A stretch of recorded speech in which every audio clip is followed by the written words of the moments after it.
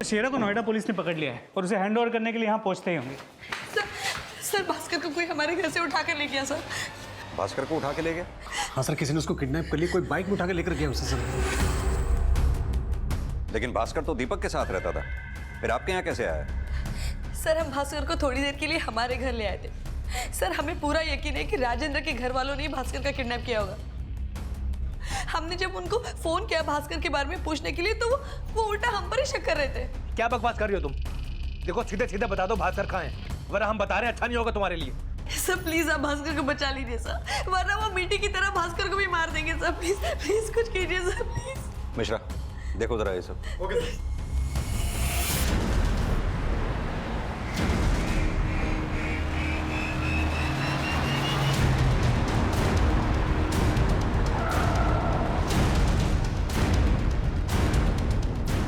शेरा को जानते हो? शेरा? हाँ शेरा, तुम्हारी लगातार फोन पे शेरा से बात हो रही थी। अब तुम खुद बताओगे या हम अपने तरीके से उगलवाएं? सर हमने शेरा को कांटेक्ट करने की कोशिश की थी, लेकिन सर हमने किसी का ना तो किडनैप करवाया ना हमने किसी को मरवाया है। ये तो हमसे गलती हो गई है। जो बोलना है इधर देख के बोलो और सच बोलना, क्योंकि शेरा पकड़ा जा चुका है। बोल कौन कौन था तेरे साथ? साहब हमने कुछ नहीं किया साहब, हमारा यकीन करो साहब। सर शेरा ने हमारे कहने पे कुछ नहीं किया है, अगर किसी और के कहने पे कुछ किया हो तो हमें नहीं पता है। शेरा से क्या कहा था ये बोलो। सर हमने शेरा को राजेंद्र और उसकी माँ को जान से मारने की सुपारी देने की कोशिश की थी, लेकिन सर उसने मना कर दिया था। आपने गलत आदमी से कांटेक्ट कर लिया साहब, जाओ जाकर किसी सुपारी किलर को ढूंढो।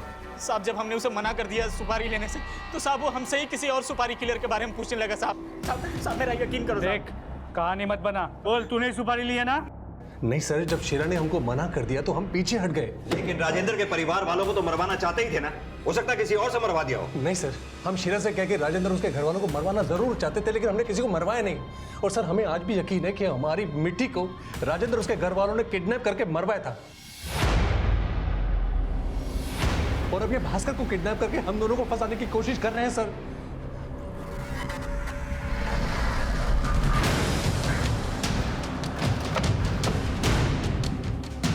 लेके जाओ।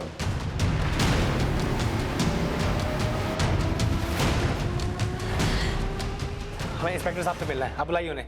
इंस्पेक्टर साहब अभी बिजी हैं। अरे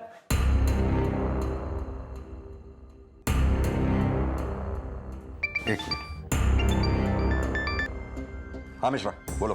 सर भास्कर को विक्रम और रितु के घर के बाहर से किडनैप होते हुए कुछ लोगों ने देखा था, और ये किडनैपिंग उस दुकान के सीसीटीवी में कैप्चर हुई जिसमें मीठी की किडनैपिंग कैप्चर हुई थी। पता चला वो बाइकर कौन था? नहीं सर, उसके बारे में कुछ पता नहीं चल पाया है। उसने हेलमेट पहना हुआ था। तुम वह पूछताछ जारी रखो, फौरन मुझे वो फुटेज भिजवाओ। Okay sir. ये तो तुम जो कर रहे हो ना ठीक नहीं कर रही हो। बारावास कैसी आ रही है? देखो दीपक, हमने कुछ गलत नहीं किया है। लेकिन तुम्हारे पति ने तो किया है। क्या हो रहा है सब? सर अब तो आपको यकीन हो गया ना कि ये अपने पति के साथ मिलकर दुश्मनी निकाल रही है हमारे साथ। विक्रम को आपने अरेस्ट किया, इसे भी अरेस्ट कीजिए। हमें हमारा काम मत सिखाओ, और यहाँ शोर शराबा करने की तो बिल्कुल भी जरूरत नहीं है।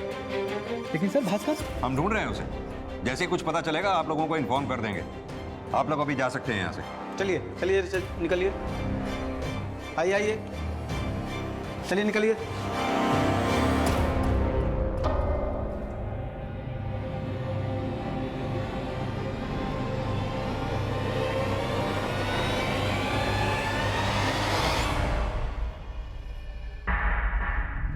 शर्मा क्या लगता है ये भास्कर को किडनैप करने वाला वही होगा जिसने मीठी को किडनैप किया था? सब पॉसिबल तो है, लेकिन मीठी के किडनैपर का कोई लीड नहीं मिला था, और हो सकता है कि ये बाइक भी चोरी की हो। सर ये बाइकर भी हनुमान नगर की तरफ गया था, लेकिन ये भास्कर को कहाँ लेके गया इसका कोई क्लू नहीं मिला है।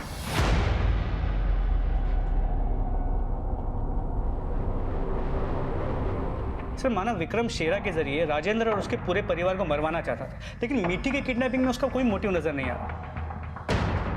सर इसके अलावा इस केस में एक और एंगल है जिसे हमने अब तक इन्वेस्टिगेट नहीं किया है। सर राजेंद्र की उम्र थी 42 साल, और जिस लड़की से वो शादी करने जा रहा था उसकी उम्र थी सिर्फ 22। लेकिन उन दोनों की तो अरेंज मैरिज होने वाली थी ना? जी सर, लेकिन सर ये भी तो हो सकता है कि राजेंद्र जिस लड़की से शादी कर रहा था, गरिमा, वो इस शादी से खुशी ना हो। ठीक है, इस गरिमा और इसके परिवार वालों से भी बातचीत करो। वैसे गरिमा हमें पसंद है, पर आप बुरा ना माने तो हम एक बात पूछें। इसमें बुरा मानने वाली क्या बात है? आप पूछे जो पूछना है। हमने सुना है कि इसकी पहली सगाई के दिन होने वाला दूल्हा और उसके परिवार के लोग मर गए थे, क्या ये सच है? जी हाँ, सच है। मर्डर हुआ ना उनका? खैर, ये सब बातों से हमें क्या लेना देना, लेकिन एक बात हम आपको साफ साफ बता देना चाहते हैं। हमारी मांग 10 लाख कैश, 5 तोला सोना और 7 सामान जो भी आप दे दें।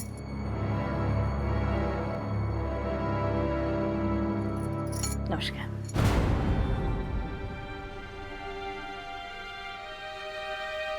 पापा, आप इन्हें मना कर दीजिए, और वैसे भी अब हमें शादी नहीं करनी।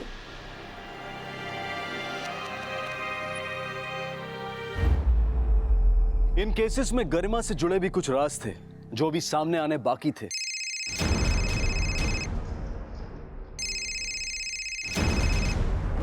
लेकिन भास्कर की किडनैपिंग का राज क्या था? विक्रम और शेरा अपने बयान पर कायम थे कि उनका किसी मर्डर और किसी किडनैपिंग में कोई हाथ नहीं था, और भास्कर की किडनैपिंग करने वाले की लीड तलाश रही पुलिस को मिठी के केस की तरह कोई सफलता हाथ नहीं लग पाई थी। और यह भी सामने आ गया था कि भास्कर को जिस बाइक पर किडनैप किया गया था वो बाइक भी चोरी की थी। इन केसेस में राजेंद्र की बहन निशा की एक्टिविटीज भी सस्पिशियस नजर आ रही थी। लेकिन जब राजेंद्र के कॉल रिकॉर्ड स्टडी किए गए तो शक की सुई राजेंद्र के भाई दीपक पर भी आई। सर, राजेंद्र के बिजनेस का बैकग्राउंड चेक किया तो पता चला इस बिजनेस में आधा शेयर राजेंद्र का है और आधा शेयर दीपक का।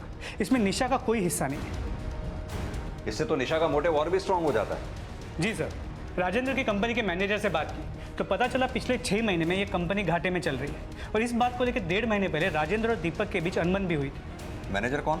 संजय श्रीवास्तव। हाँ तो संजय जी, कितने टाइम से काम कर रहे हैं आप राजेंद्र और दीपक की कंपनी में? सर करीब 6 साल से। एक्चुअली हम और दीपक शुरू से साथ में पढ़ते थे, और दीपक ने ही हमें इस जॉब में लगवाया था। दीपक आर्मी में और आप उसकी कंपनी में मैनेजर? जी सर, दीपक शुरू से ही आर्मी ज्वाइन करना चाहता था, लेकिन उसकी मम्मी इस बात के खिलाफ थी। माँ प्लीज आप मान जाइए ना, हमने आपसे कितनी बार कहा है कि बिजनेस में हमारा मन नहीं लगता है। और दीपक, हम भी तुम्हें कह चुके हैं कि हम तुम्हें आर्मी में नहीं भेजना चाहते हैं। अगर तुम चले जाओगे तो ये जो तुम्हारे पापा का इतना बड़ा बिजनेस है वो राजेंद्र अकेले कैसे संभालेगा बेटा? माँ हम सब संभाल लेंगे। अरे दीपक अगर आर्मी में जाना चाहता है तो उसे जाने दो। आपको तो गर्व होना चाहिए कि आपका एक बेटा देश के लिए कुछ करना चाहता है। दीपक को आर्मी ज्वाइन करने के लिए राजेंद्र भैया ने सपोर्ट किया, लेकिन जब उसे पता चला कि कंपनी घाटे में जा रही है और भैया उसे अकेले संभाल नहीं पा रहे, तो अचानक से 1.5 महीना पहले दीपक असम से मेरठ आ गया। तभी उन दोनों में अनबन हुई। कैसी अनबन? सर वो दीपक आर्मी छोड़ के वापस बिजनेस में आना चाहता था। तू आज कायरों जैसी बात क्यों कर रहा है दीपक? देश सेवा से पीछे हटना सबसे बड़ा पाप है। अरे बिजनेस में घाटे की भरपाई तो हम चुटकियों में कर लेंगे। आर्मी छोड़ने का ख्याल निकाल दो अपने दिल से। दीपक के आर्मी में होने के बावजूद कंपनी का नफा और नुकसान दोनों भाइयों में शेयर होता था? जी सर। ठीक है, आप जा सकते हैं। Thank you sir. सो हो सकता है कि दीपक को ऐसे लगा हो कि आर्मी में जॉब करते करते घर का बिजनेस हाथ से ना चला जाए, इसलिए वो आर्मी छोड़ के बिजनेस में वापस आ रहा था। शर्मा, ऐसा भी तो हो सकता है कि राजेंद्र ही ना चाहता हो कि दीपक वापस बिजनेस में आए, इसलिए राजेंद्र बिजनेस में घाटा दिखा रहा हो। हेलो। हाँ, सब इंस्पेक्टर आनंद शर्मा बोल रहा हूँ। आप लोग अभी थाने आ जाइए, सर को आपसे बात करनी है। भास्कर मिल गया क्या? अभी तक तो कुछ नहीं, लेकिन आप लोग यहाँ आ जाइए। भास्कर का कुछ पता चला? पता नहीं, थाने बुलाया। निशा आ गई क्या? नहीं, बस वो आने वाली होगी।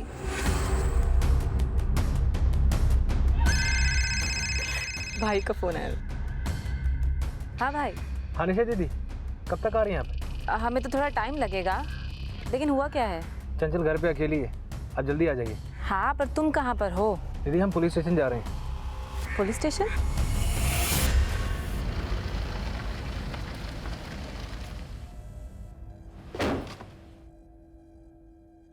सर हम आर्मी इसलिए छोड़ना चाहते थे क्योंकि हमारे भाई अकेले पड़ गए थे, इसलिए नहीं कि हमें इनसिक्योरिटी थी कि हमारे हाथ से बिजनेस चला जाएगा। लेकिन अब तो पूरा बिजनेस तुम्हारे हाथों में है। सर ये सब बोल के आप साबित क्या करना चाहते हैं? वही जो तुम समझ रहे हो। ये सारे मर्डर तुमने कब और कैसे प्लान किए? सर कुछ भी बोले जा रहे हैं आप। जिस दिन तुम्हारे भाई राजेंद्र के साथ ये हादसा हुआ उस दिन तुम लगातार अपने भाई राजेंद्र के टच में थे। 11 बार तुमने उन्हें कॉल की। क्या अपडेट लेना चाहते थे? तुम्हारा भाई राजेंद्र कब और कहां पहुंचा और किसे अपडेट दे रहे थे वो?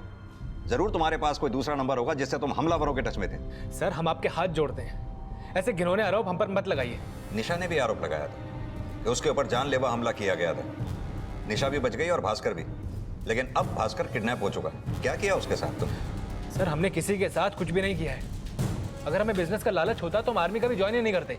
अगर एक भी सबूत हमें तुम्हारे खिलाफ मिल गया तो ना तुम्हारी ये हैसियत रहेगी ना ये पोस्ट।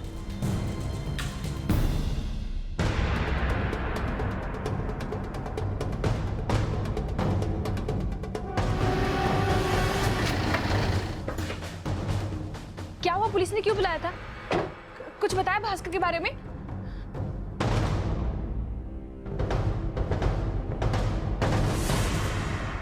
सर दीपक के कॉल रिकॉर्ड में कुछ खास नहीं मिला और ऐसी भी कोई इन्फॉर्मेशन नहीं मिली है कि दीपक कोई और नंबर यूज कर रहा हो। दीपक आर्मी में है, हो सकता है पुलिस के इन्वेस्टिगेशन के तरीके से वो अच्छी तरह से वाकिफ हो, इसीलिए उसने किलर से कांटेक्ट करने के लिए कोई दूसरा नंबर इस्तेमाल किया हो जिसे फिलहाल हम ट्रेस नहीं कर पा रहे। सर पॉसिबल तो है। सर इसके अलावा दीपक की बहन निशा के बारे में एक बात पता चली है, वो लगातार एक लड़के से चुपचाप मिल रही है। कौन लड़का है वो? सर लड़के का नाम अल्ताफ है। लगता है निशा और अल्ताफ के बीच में अफेयर चल रहा है। लेकिन निशा ने तो बोला था कि उसका कोई अफेयर ही नहीं है। लवर सर, उस ऋतु का दिमाग खराब हो गया है। लेकिन निशा के कॉल रिकॉर्ड से कोई लीड नहीं मिला। सर कहीं ऐसा तो नहीं कि निशा कोई और नंबर यूज कर रही हो? उस दिन ऋतु ने बोला था जिस दिन राजेंद्र पे हमला हुआ उसने किसी को खिड़की से कूदकर बाहर भागते हुए देखा था। क्या वो अल्ताफ होगा? सर अगर वो अल्ताफ होता तो खिड़की से कूद के भागता क्यों? अगर निशा अल्ताफ को छुपाना ही चाहती थी तो घर के अंदर भी छुपा सकती थी। लेकिन मर्डर तो निशा के हस्बैंड शैलेश का भी हुआ है। अगर अल्ताफ और निशा का अफेयर है तो इस एंगल को भी हमें इन्वेस्टिगेट करना चाहिए। निशा के दूसरे नंबर का पता करो और इस अल्ताफ की भी कुंडली निकालो। जी सर। दीपक जी पुलिस जो सोचती है उन्हें सोचने दीजिए। आपने कुछ किया थोड़ी है, प्लीज आप स्ट्रेस मत लीजिए। हाँ भाई, चंचल ठीक कह रही है। अरे पुलिस का तो काम ही होता है शक करना। निशा, हमें अपनी परवाह नहीं है, हमें भास्कर की चिंता हो रही है। पता नहीं वो किस हाल में होगा। भाई हमें तो शक हो रहा है ये ऋतु ने ही भास्कर को कहीं छिपा के रखा है। और भास्कर को अगर मार दिया गया हो तो? सब माँ की गलती है। हमने कहा था कि पुलिस कमेटी के बारे में सब सच बता दो, लेकिन नहीं, माँ ने अपनी चलाई हो। लेकिन दीपक जी, हमें ना एक बात अभी तक समझ में नहीं आई कि मीठी को भास्कर ही लेकर आया था या कोई और उसे वहां रख के गया था। इसकी सांस भी नहीं चल रही है। हाँ, हमें भी ऐसा लगा था, लेकिन वो उसे वहां कैसे लेकर आया, कब लेकर आया, भास्कर ने अभी तक कुछ नहीं बताया। भास्कर कहाँ था और उसके साथ क्या हुआ था, यह अब भी एक रहस्य बना हुआ था। क्या भास्कर की किडनैपिंग सिर्फ इसलिए हुई थी क्योंकि वो जानता था कि 1 महीने पहले मिठी को किसने मारा था? यह सवाल अब भी पुलिस के सामने नहीं आ पाया था। फिलहाल पुलिस इन केसेस में गरिमा की भूमिका को समझने के लिए राजेंद्र के घर वालों से पूछताछ कर रही थी। आपने बताया कि गरिमा और राजेंद्र की शादी उन दोनों की मर्जी से हो रही थी। क्या ये बात वाकई में सच है? मेरा मतलब, आप लोगों को कभी गरिमा पे शक नहीं हुआ? हो सकता है वो इस शादी से नाखुश हो। नहीं सर, हमें ऐसा कभी लगा नहीं। लेकिन सर हमें हमेशा शक रहता था। आप ही बताइए, एक 22 साल की लड़की एक 42 साल की राजेंद्र भैया से क्यों शादी कर रही थी? पर सर कुछ रोज पहले हमें चंचल ने कुछ बात बताई थी। क्या बताया था?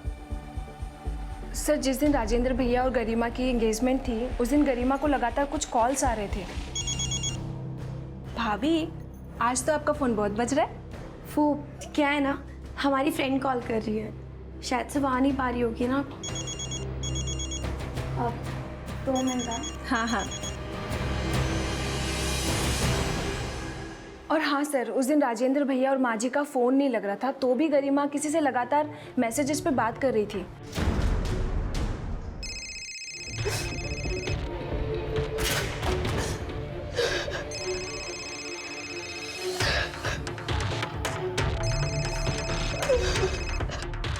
सर गरिमा की एक इन्फॉर्मेशन मिली है।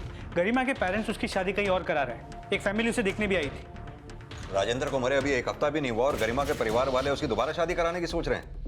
ये गरिमा और उसके परिवार वालों के कॉल रिकॉर्ड्स निकलवाओ। गरिमा को भी थाने बुलाओ। सर।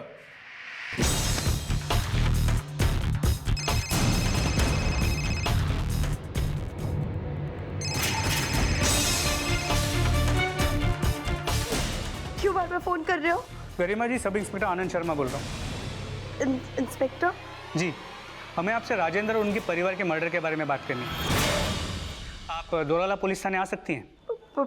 Police station? सर वो एक्चुअली हमारी तबीयत बहुत ख़राब है। ठीक है, हम आपके घर आ जाते हैं, आप कहीं जाइएगा मत।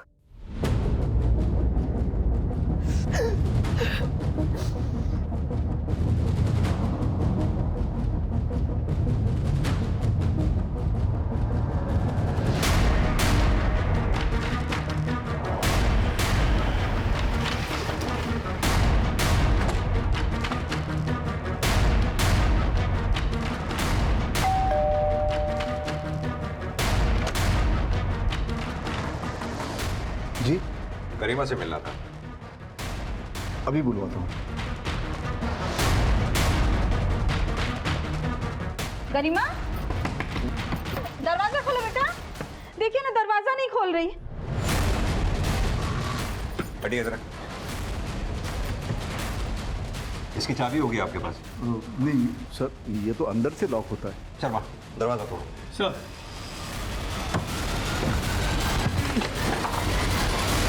गरिमा इन केसेस में एक ऐसी सस्पेक्ट बनकर सामने आई थी जिसने पुलिस की पूछताछ से बचने के लिए आत्महत्या कर ली थी। पर आखिर ऐसा कौन सा राज था जिसे पुलिस के साथ साझा करने की बजाय उसने मौत को गले लगा लिया? राजेंद्र जी की मौत के बाद सब गरिमा को मनहूस समझने लगे थे, क्योंकि सगाई वाले दिन ही राजेंद्र जी की मौत।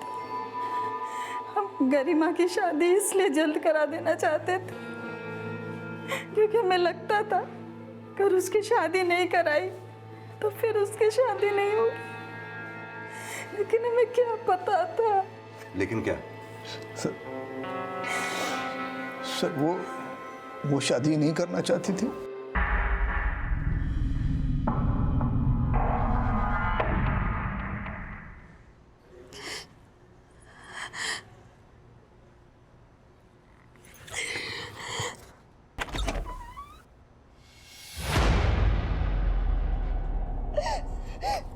ऋतु ऋतु ऋतु ऋतु छोड़ो मुझे।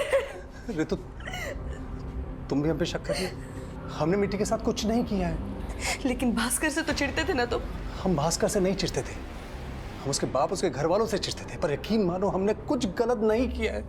अगर ऐसा है तो पुलिस ने तुम्हें क्यों पकड़ा था? हाँ, हमें पुलिस ने पकड़ा था, लेकिन अगर हमने कुछ गलत किया होता तो पुलिस हमें छोड़ती क्यों?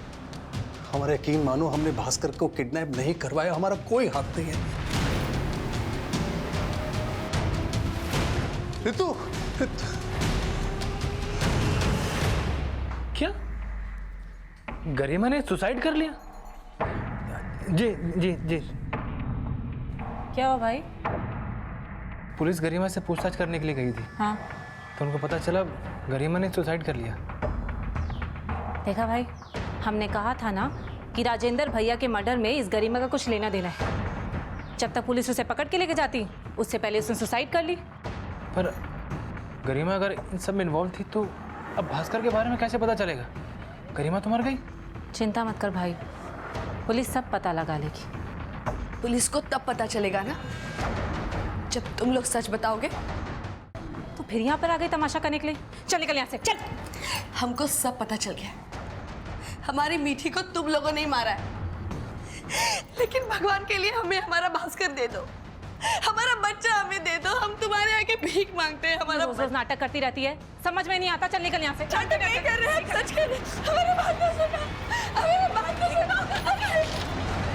एक के बाद एक हो रही वारदातों के बीच ये सवाल ज्यों का त्यों था कि मीठी मर्डर केस के हमराज भास्कर को किसने और किस मकसद से किडनैप किया था। पुलिस इस केस के हर एंगल को इन्वेस्टिगेट कर रही थी और इसी बीच गरिमा की पोस्टमार्टम रिपोर्ट ने इस केस को एक और एंगल दे दिया। ठीक है, मुझे अपडेट करो।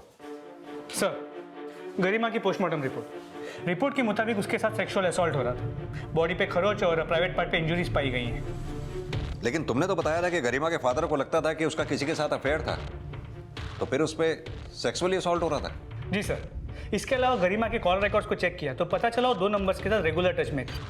और जिस दिन गरिमा और राजेंद्र की सगाई थी उस दिन भी वो इन्हीं 2 नंबर से रेगुलरली बात कर रही थी। किसके नंबर हैं? अभिषेक और राहुल, ये दोनों उससे ट्यूशन पढ़ते। गरिमा के मॉलेस्टेशन के खुलासे के बाद गरिमा के स्टूडेंट्स अभिषेक और राहुल शक के दायरे में आए। पुलिस ने उनके घर का सर्च वारंट निकाला और उनके mobile phones, pen drives, laptops और दूसरे इलेक्ट्रॉनिक गैजेट्स जांच के लिए जब्त कर लिए। और उनके द्वारा गरिमा को ब्लैकमेल किए जाने की आशंका को सबूतों के आधार देने की कोशिश की जाने लगी। सर हम गरिमा मैम से ट्यूशन पढ़ते थे और उन्होंने ही कहा था कि किसी भी सब्जेक्ट में कोई प्रॉब्लम हो तो उन्हें कॉल कर ले। तो आखिरी बार कौन सी प्रॉब्लम सॉल्व कराई थी तुमने? सर वो फिजिक्स के सम सॉल्व करने के लिए। सर और 10 सेकंड में तुम्हारी गरिमा मैम ने तुम्हारी फिजिक्स की प्रॉब्लम सॉल्व कर दी। सर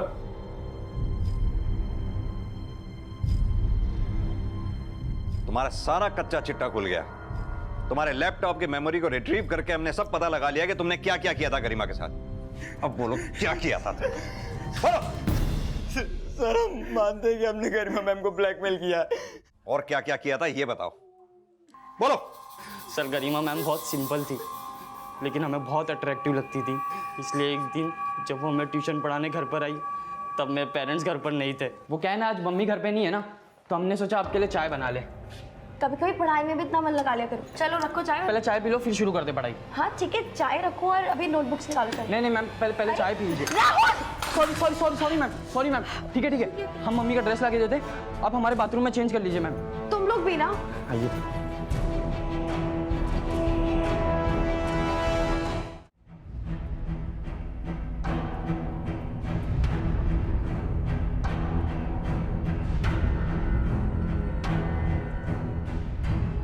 हमने बाथरूम में मोबाइल का कैमरा ऑन करके रखा था, उसमें उनकी सारी वीडियो रिकॉर्ड हो गई। फिर उन्हें ब्लैकमेल करने लगे। उसके बाद हमें पता चला उनकी सगाई हो रही थी। कांग्रेट्स मैम, सुना आपकी सगाई होने वाली है। देखो सगाई वगाई कर लो लेकिन हमारी सुहाग रात बंद नहीं होनी चाहिए। वो क्या है ना, सुहाग रात बंद हो गई तो हम आपके होने वाले पति को सब बता देंगे। तो राजेंद्र और उसके घर वालों को तुम लोगों ने इसलिए मार दिया क्योंकि गरिमा ने तुम्हारे पास आने से मना कर दिया था? नहीं सर, राजेंद्र के मर्डर से हमारा कोई लेना देना नहीं है। राहुल और अभिषेक अपने बयान पर कायम रहे और उनके खिलाफ राजेंद्र के परिवार से जुड़े किसी भी केस में कोई क्लू नहीं मिला, लेकिन वो गरिमा के दोषी थे और गरिमा के साथ जो हुआ उसका अंदाजा उसके पेरेंट्स को भी नहीं था। सब मेरी गलती है। मेरी बेटी नरक में जी रही थी और मैं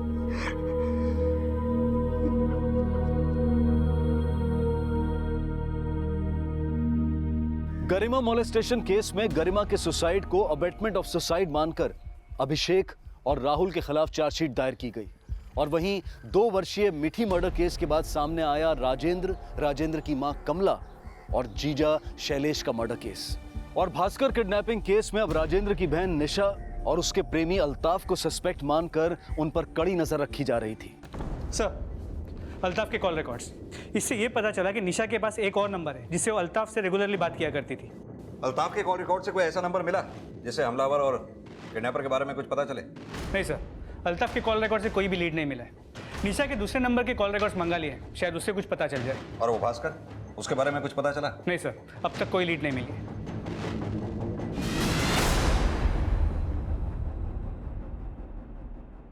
हमें माफ कर दीजिएगा भैया,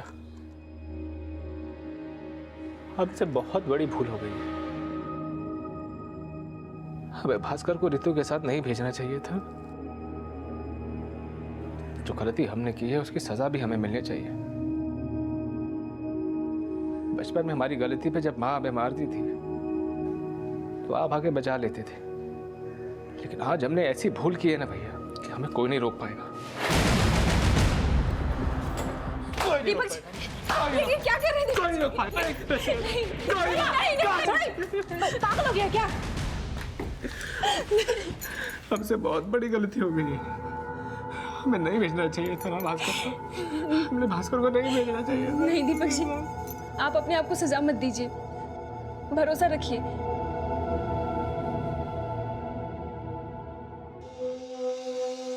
भास्कर, मीठी तो अब नहीं आ सकती, लेकिन तुम हमारे पास वापस चले आओ। अपनी बेटी मिठी को खो चुकी रितु अब अपने बेटे भास्कर के सही सलामत मिल जाने की दुआ कर रही थी। वहीं पुलिस ने राजेंद्र की बहन निशा और निशा के प्रेमी अल्ताफ को पूछताछ के लिए तलब किया। तो तुम अल्ताफ के लिए अपने पति का घर छोड़कर मैके चली गई। शायद शैलेश को तुम्हारे और अल्ताफ के रिश्ते के बारे में पता चल गया होगा और ये बात उसने तुम्हारे घर में बता दी होगी और तुमने इसीलिए उसे। सर जैसा आप बोल रहे हैं ऐसा कुछ भी नहीं है। लेकिन झूठ तो तुमने बोला ही था। कि तुम्हारा कोई अफेयर नहीं है? हाँ सर, हमने झूठ बोला था, लेकिन उस दिन अल्ताफ घर पर नहीं आया था। हाँ सर, तब तो हम शहर में भी नहीं थे, अपने कजिन की शादी में दिल्ली गए हुए थे। आप चाहे तो पता कर सकते हैं। सर माना हमने अपने और अल्ताफ के अफेयर के बारे में आपसे छिपाया, लेकिन उस दिन कोई तो घर पर जरूर आया था जो शायद हमें मारना चाहता था। लेकिन कौन, ये नहीं बताया था तुमने? सर आप ये ऋतु से पूछे ना, एक नंबर की ड्रामा क्वीन है वो। ऋतु ड्रामा क्वीन है या तुम, ये तो हम पता कर ही लेंगे, लेकिन हमसे बगैर पूछे तुम दोनों ये शहर छोड़कर जाना नहीं, वरना अच्छा नहीं होगा। ये लीजिए। नहीं चंचल, हम खाना नहीं खा पाएंगे जब तक भास्कर के बारे में पता नहीं चल जाता। हम नहीं खाएंगे। ठीक है, आप नहीं खाएंगे तो मैं भी नहीं खाऊंगी। चंचल तुम तो ऐसा। दीदी क्या चल रहा है ये सब? ये अल्ताफ कौन है? अल्ताफ हमारा दोस्त है। सुनिए, अगर भैया और माँ के मर्डर में आपका हाथ है और भास्कर को आपने किडनैप किया है तो आप साफ साफ बता दीजिए। देख भाई, हमने कुछ नहीं किया है। अल्ताफ के बारे में मम्मी पहले से ही जानती थी और हम कह चुके थे कि शैलेश को डिवोर्स देने के बाद हम अल्ताफ के साथ शादी करेंगे। जब ये फैसला हम पहले ले ही चुके थे तो सबको मार के हमें क्या मिलेगा? और तुम हम पे क्या शक कर रहे हो? पुलिस तो तुम पे भी शक कर रही है। अब हम पे शक कर रही है? तो तुम हम पे क्यों शक कर रहे हो? हम आप पर इसलिए शक कर रहे हैं। प्लीज, आप लोग यूं एक दूसरे पे ब्लेम करना बंद करो।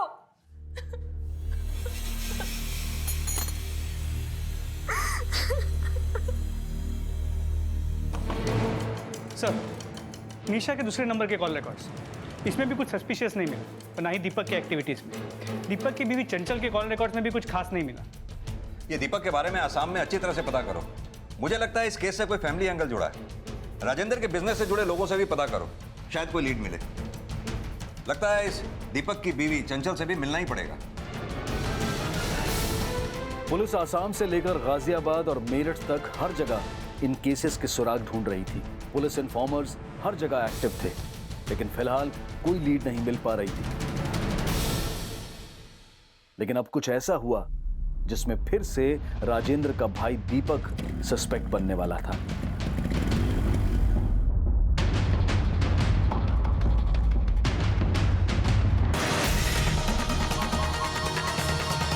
शर्मा, बॉडी पोस्टमार्टम के लिए भेजो। सर एक के बाद एक हमारी फैमिली में लोग मरे जा रहे हैं और आप है कि हमें पे शक कर रहे हैं। शक करने की वजह है हमारे पास। तुम ये मत सोचना तुम्हारा ये well plan murder case crack नहीं कर पाएंगे हम। सर आपको आपका काम आता ना, तो अब तक ये केस क्रैक हो चुका होता। हमें हमारा काम सिखा रहे हैं? नहीं सर, हम आपको आपका काम नहीं सिखा रहे हैं। बस ये बता रहे हैं कि अगली बार आपने हमें बिना सबूत के पुलिस स्टेशन बुलाया तो आपको हटाकर नए ऑफिसर रखने की पहुंच भी रखते हैं हम। सर दीपक जी ऐसे नहीं है जैसा आप लोग सोच रहे हैं। जब से ये सब हुआ उन्होंने ठीक से खाना तक नहीं खाया। और आप वो तुम्हारे पति है इसलिए तुम उन्हें बचा रही हो, या तुम भी उसके साथ मिली हुई हो? सर ऐसा कुछ नहीं है। सर, राजेंद्र की कंपनी में काम करने वाले मैनेजर संजय श्रीवास्तव का मर्डर हो गया है। व्हाट? जी सर।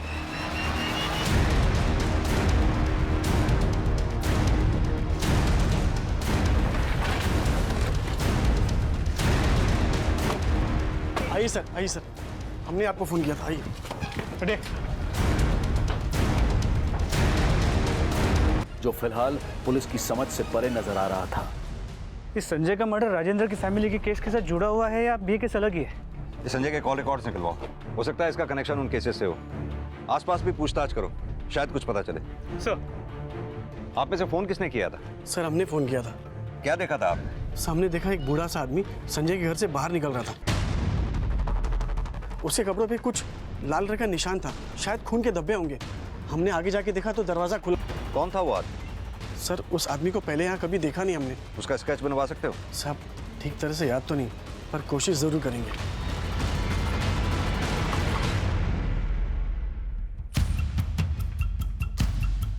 पुलिस अब इस बुजुर्ग आदमी की पहचान पता करने में जुट गई और जल्द ही पुलिस को उसका पता चल गया और उसका बयान इस केस में फिर से 360 डिग्री का घुमाव लेकर आने वाला था। हम किसी संजय को नहीं जानते, फिर भला हम उसका कत्ल कैसे कर सकते हैं साहब? अगर मर्डर नहीं किया तो संजय के घर क्यों गए थे? हम नहीं गए थे, हम वहाँ नहीं गए थे साहब। देखो, तुम उसके घर गए थे, तुम्हें वहाँ से निकलते हुए देखा गया है। संजय के घर के बाहर की सीसीटीवी कैमरा में तुम्हारा आना जाना रिकॉर्ड हुआ है। अब खुद सच बोलोगे या हम उगलवाएं?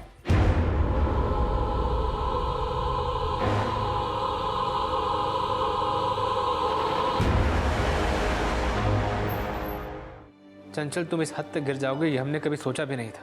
हमने कभी सपने में भी नहीं सोचा था कि जिसका हाथ हमने थामा है वो अपने आंचल में सांप पाले बैठी है। क्या बिगाड़ा था हमने तुम्हारा? क्यों किया तुमने ऐसा हमारे साथ? हमें तो अपने आप पर अफसोस होता है कि तुम हमारी जिंदगी में आई हो। अफसोस तो हमें भी होता है दीपक जी, कि काश हम आपको पहले ही समझ जाते। जो अपनी खुशी के लिए लाशें बिछा सकती है वो क्या समझेगी किसी को? चंचल, तुम बुरी थी, बुरी हो, पर हमेशा बुरी रहोगी।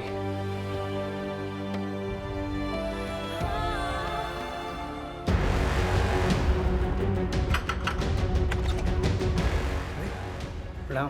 प्रणाम। आइए अंकल, बैठिए, पानी लेके आता हूँ। संजय को मारा क्यों? नफरत करते थे हम दीपक के परिवार वालों से। हमारे शराबी बाप ने दीपक जी की माँ से कर्ज लिया और कर्ज के सारे पैसे उन्होंने शराब में उड़ा दिए। कर्ज नहीं लौटा पाए तो दीपक जी की माँ ने हमारा हाथ दीपक जी के लिए मांग लिया। तुम संजय को पहले से जानती थी? नहीं, संजय का घर पर आना जाना था।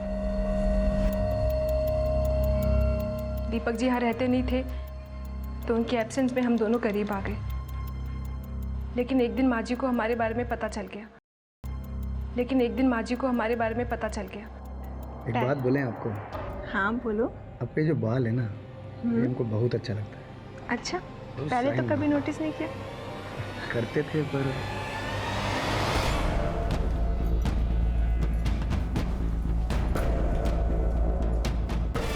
दीपक, कब तक तुम अपनी बीवी को हमारे पास यहाँ अकेला छोड़ोगे?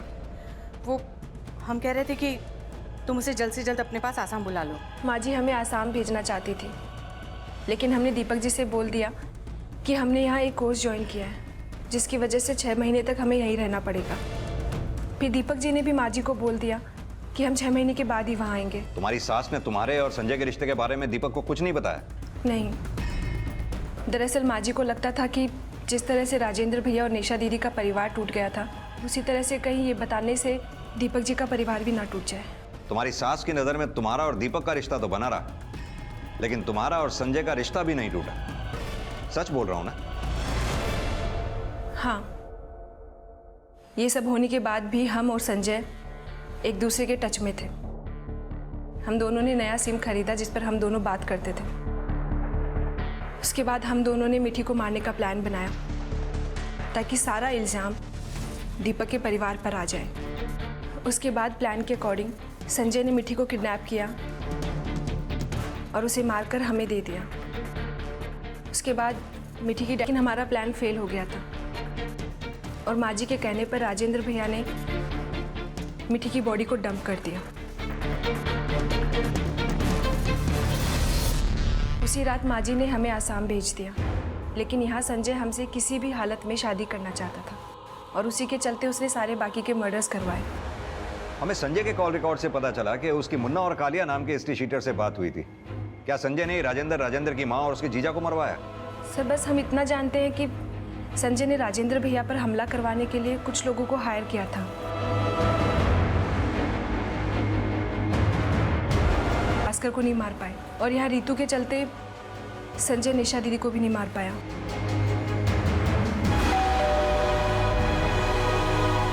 राजेंद्र!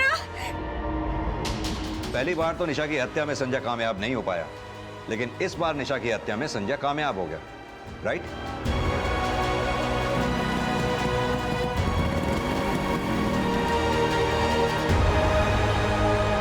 भास्कर को भी संजय ने ही किडनैप करवाया।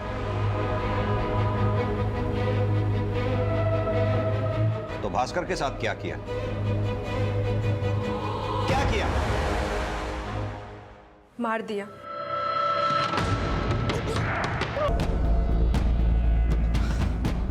हाँ,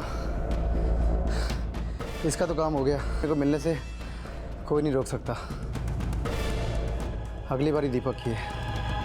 संजय अब दीपक जी को मारना चाहता था, लेकिन हम बहुत डर गए थे। डर गए? हम दीपक जी से प्यार करने लगे थे और अब हम उन्हें खोना नहीं चाहते थे। पिछले 1 महीने से हम दीपक जी के साथ आसाम में रह रहे थे। इससे पहले इतना वक्त हमने कभी उनके साथ नहीं बिताया था। उनके साथ रहते हुए हमें एहसास हुआ कि वो बहुत अच्छे इंसान हैं और हमें अपने किए पे गिल्ट होने लगा। लेकिन अब हम दीपक जी को नहीं खोना चाहते थे, लेकिन हम संजय को कुछ भी बताने की हिम्मत नहीं जुटा पा रहे थे और वो सबको मार तक है।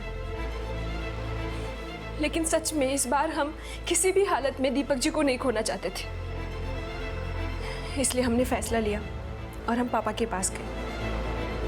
उन्हें जाकर सब कुछ सच सच बता दिया। पापा हमारी खुशी के लिए संजय को मारने के लिए तैयार हो गए। हमसे बहुत बड़ी भूल हो गई साहब, अपनी ही बेटी का सौदा कर डाला। संजय को मार के हम इस भूल को सुधारना चाहते थे साहब, हम इस भूल को सुधारना चाहते थे। कितने स्वार्थी हो तुम बाप बेटी। अपने स्वार्थ और खुशी के लिए कितनी ही जानें ले ली तुमने। एक बेटे को अपने बाप से जुदा कर दिया, एक मां से उसकी बेटी छीन ली, पूरा का पूरा परिवार खत्म कर दिया, सिर्फ अपनी खुशी और स्वार्थ के लिए। लानत है तुम जैसे लोगों पर। चंचल के कन्फेशन के बाद पुलिस ने जल्द ही हमलावर कालिया और मुन्ना को भी पकड़ लिया।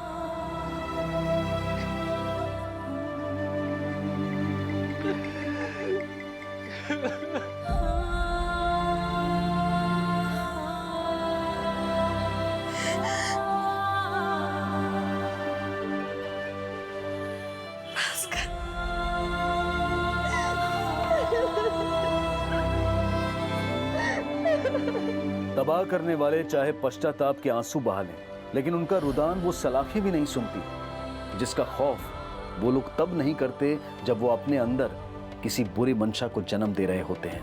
कहते हैं कि अपने अंदर की बुराई से लड़ने के लिए एक जीवन भी कम पड़ जाता है, लेकिन जो लोग बुराई के आगे घुटने टेक देते हैं वो कभी भी भलाई का दामन नहीं थाम सकते।